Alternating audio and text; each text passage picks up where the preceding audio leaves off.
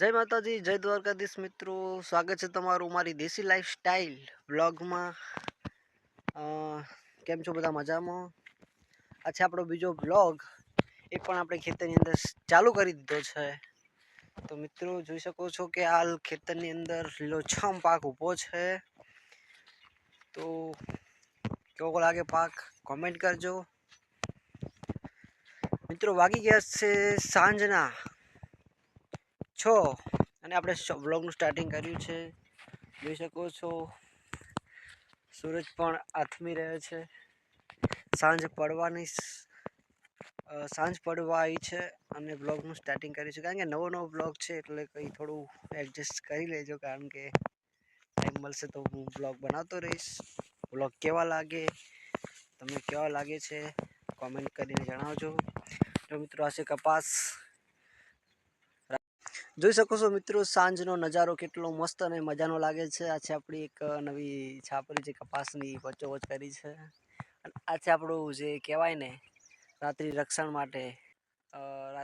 માટે કોઈ જનાવર ના આવી શકે એના માટે આપણે સોલર ડીશ અને તેનું ઝાટકા મશીન છે. તો મિત્રો સાંજનો સમય છે, પક્ષીઓનો કલરવ કેટલો મસ્ત મજા. બે માતાજી મિત્રો, બ્લોગમાં નવા આવ્યા હોય તો ચેનલ સબસ્ક્રાઈબ કરી દેજો. અને સાંજનો ટાઈમ એટલે કે એટલો મસ્ત હોય છે પક્ષીઓનો કલરવ સાથેનો. જોઈ શકો છો પાછળનું દ્રશ્ય એક નંબર. વ્લોગમાં કન્ટિન્યુ રહેજો અને સાંજનું દ્રશ્ય કઈ રીતનું છે થોડા વ્યૂ એન્જોય કરો.